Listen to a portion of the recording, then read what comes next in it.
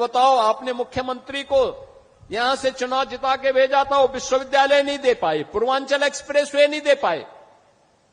कितना बेवकूफ बनाया था पूर्वांचल एक्सप्रेसवे के नाम पर। 340 किलोमीटर का लंबा एक्सप्रेसवे शिलान्यास कर दिया, अलाइनमेंट भी नहीं पता, और जमीन एक भी इंच नहीं खरीदी। जब 6 महीने के बाद 17 में मैं आया, मैंने कहा भी क्या हुआ, क्या प्रोग्रेस है? कहा साहब जीरो। मैंने कहा क्यों जीरो है? कहा साहब जमीन ही नहीं तो एक्सप्रेसवे बनेगा कहां पे? मैंने कहा फिर ये टेंडर कैसे हो गए? टेंडर कर दिए गए थे 15,200 करोड़ के। एक्सप्रेसवे की चौड़ाई थी मात्र 110 मीटर। मैंने तब उस समय के जो नए सीओ बनाए गए थे यूपीडा के, श्री अवनीश अवस्थी जी से कहा, मैंने कहा अवस्थी जी एक काम करिए, यह 110 नहीं अब 120 मीटर चौड़ा होना चाहिए। बाई चांस हमें इस एक्सप्रेसवे के साथ जब हम high speed, semi high speed train का संचालन भी करेंगे तो उसके लिए हमें जमीन चाहिए होगी। तो एक साथ हम उसके साथ एक्सप्रेसवे के साथ उसको भी दौड़ा सकें। जमीन खरीदिए, इसको पुराने टेंडर को कैंसिल करिए और फिर इस कार्य को आगे बढ़ाइए। आप सोचिए, वे 110 मीटर चौड़ा 2016 में 15,200 करोड़ रुपए में बना रहे थे। एक भी जमीन नहीं खरीदे, काम प्रारंभ ही नहीं वो कर पाए, टेंडर आवंटित कर दिए।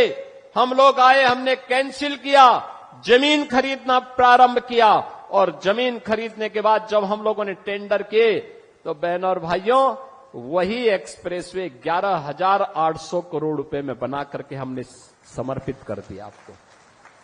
ये 3,000 4,000 करोड़ रुपए की जो डकैती डाल रही थे, कौन डाल रहे थे?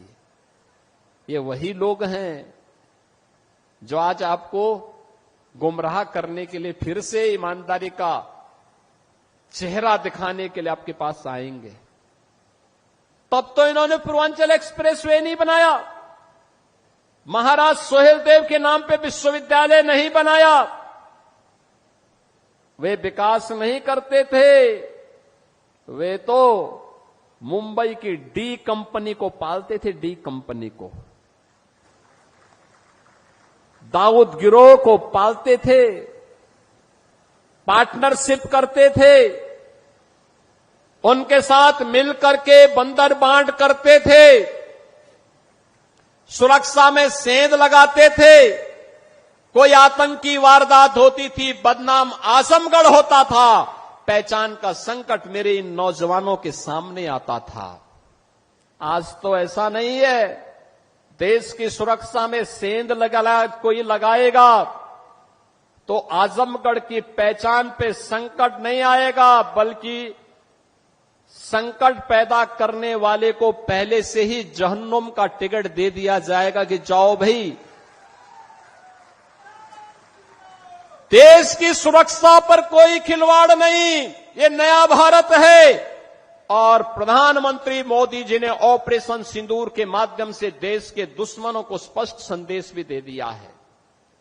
कोई भारत की सुरक्षा में सेंध लगाएगा, आतंकवाद को भड़काएगा, आतंकवाद को प्रेरित और प्रोत्साहित करेगा, तो घुस करके मारेंगे, चाहे वह सर्जिकल स्ट्राइक हो, एयर स्ट्राइक हो, ऑपरेशन सिंदूर हो। भारत के बहादुर जवान दुश्मन की माद में घुस करके निकाल बाहर करेंगे और देश की सुरक्षा वालों का काम तमाम करेंगे। और आज ये देख रहे हैं आप, और इसलिए बहनों और भाइयों मैं आज आपके पास आया हूं। नए भारत के नए उत्तर प्रदेश को विकास के साथ साथ विरासत के कार्यक्रमों के साथ गौरव की अनुभूति होनी चाहिए। ये आपको एक नई पहचान दिला रहा है, ये आपको सम्मान दिला रहा है। सम्मान के साथ आने वाली पीढ़ी को जब आप अपनी इस विरासत को सौंपेंगे, आप भी कह सकते हैं, आप भी तब ये कह सकते हैं कि हम वो गौरवशाली पीढ़ी है जिन्होंने राम जन्मभूमि में 500 वर्षों के बाद रामलला को विराजमान होते हुए अपनी आंखों से देखा है। आप में से हर व्यक्ति कह सकता है हमारी वो पीढ़ी है जिसने पूर्वांचल एक्सप्रेस वे के उद्घाटन कार्यक्रम का जो साक्षी बना था। हम वे पीढ़ी है जिन्होंने आजमगढ़ में भी जो कभी कल्पना नहीं करता था, आजमगढ़ में भी महाराज सुहेलदेव को 1000 वर्षों के बाद उनकी स्मृतियों को जीवित करते हुए एक विश्वविद्यालय की स्थापना के कार्यक्रम को आगे बढ़ाया। अब तो ये उद्घाटन भी हो गया है। अब तो आजमगढ़ 2 एक्सप्रेसवे के साथ जुड़ चुका है। पूर्वांचल एक्सप्रेसवे लखनऊ के साथ, गोरखपुर लिंक एक्सप्रेसवे के साथ भी जुड़ चुका है और साथ साथ 4 लेन की कनेक्टिविटी गोरखपुर से, वाराणसी से, प्रयागराज से, सभी ओर से 4 लेन की कनेक्टिविटी के साथ भी जुड़ चुका है। इतना बेहतरीन। आप मुझे बताओ, आजमगढ़ की साड़ी को महत्व 2017 के पहले नहीं मिल पाया था और यहां की ब्लैक पॉटरी को भी महत्व 2017 के पहले नहीं मिल पाया था। हमने चेहरा नहीं देखा, हमने तो उसको एक पहचान दिलाई। आज आजमगढ़ की साड़ियां भी, मुबारकपुर की साड़ियां भी देश और दुनिया में पसंद की जा रही है और यहां की ब्लैक पॉटरी को भी एक पहचान मिल रही है। आपने एक कलाकार को आजमगढ़ ने देश की संसद में भेजा और जैसे दिनेश लाल यादव, निरुआ जी जैसे सांसद बने, हमने हरिहरपुर में एक संगीत महाविद्यालय भी स्वीकृत कर दिया। आप सोचिए, हरिहरपुर में इस संगीत का एक घराना था, पहचान के लिए मोहताज हो रहा था। गायन, वादन, नृत्य, ये सभी विधाएं यहां एक साथ पैदा होती थी। लेकिन जिन्होंने आतंक का गढ़ आजमगढ़ को बनाया था, वे लोग इन्हें ढूंढ नहीं पाए। उनके पास इतनी फुर्सत नहीं थी कि ब्लैक पॉटरी को सम्मान दे सके, आजमगढ़ की साड़ी को सम्मान दे सके, हरिहरपुर गांव की संगीत की विधा को सम्मान दे सके, आजमगढ़ में विश्वविद्यालय दे सके, आजमगढ़ को एयर कनेक्टिविटी के साथ जोड़ सके, आजमगढ़ को पूर्वांचल एक्सप्रेसवे के साथ या गोरखपुर लिंक एक्सप्रेसवे के साथ या फिर ये 4 लेन की कनेक्टिविटी के साथ जोड़ सके। जब फुर्सत होगी तब तो कोई जोड़ेगा। उनके पास तो फुर्सत ही नहीं थी। जब संकट आता था, ऑस्ट्रेलिया या फिर इंग्लैंड चले जाते थे, लोगों को उसके पुरसे हाल पर छोड़ देते थे। लेकिन आज ये डबल इंजन की सरकार की, भारतीय जनता पार्टी की सरकार ने इन सभी प्रकार की सुविधाओं से आपको आच्छादित किया है और आज इसीलिए इस एक्सप्रेस वे के उद्घाटन कार्यक्रम के साथ जुड़ने के लिए मैं स्वयं आपके पास यहां आया हूं, एक बार फिर से करने के लिए। बहनों और भाइयों, पहचान को कभी समाप्त नहीं करना चाहिए। ये जातिवाद की राजनीति पर्व और त्योहारों में भी आपके उत्साह को भंग करती थी, विघ्न बाधा खड़ी करती थी, निर्दोष हिंदुओं पर झूठे मुकदमे दर्ज होते थे, बेटी और बहनों की इज्जत के साथ खिलवाड़ होता था।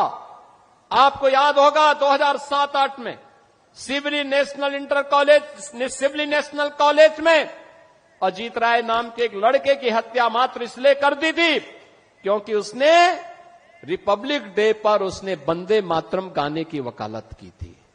केवल इसी में उनकी हत्या कर दी। आज कोई दुस्साहस नहीं कर सकता।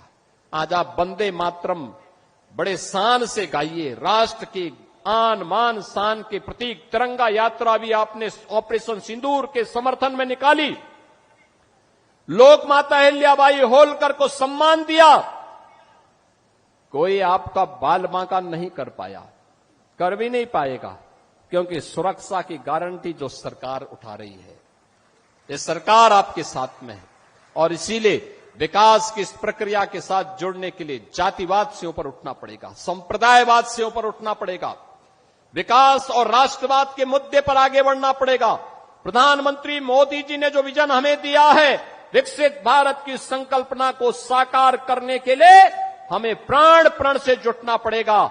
इन्हीं सब बातों के साथ आज पूर्वांचल एक्सप्रेसवे के इस गोरखपुर लिंक एक्सप्रेसवे के लोकार्पण के अवसर पर आजमगढ़, अंबेडकर नगर, संत कबीर नगर और गोरखपुर के सभी जनता जनार्दन के प्रति मैं हृदय से बधाई देता हूं, अपनी शुभकामनाएं देता हूं, धन्यवाद देता हूं यूपीडा और औद्योगिक विकास को।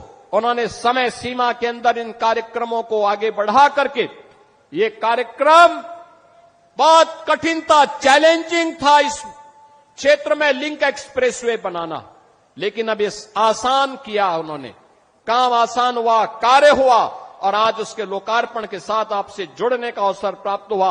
आप सबको बहुत बहुत बधाई, हमारी शुभकामनाएं, धन्यवाद। जय हिंद, जय जय श्री राम, जय जय श्री राम।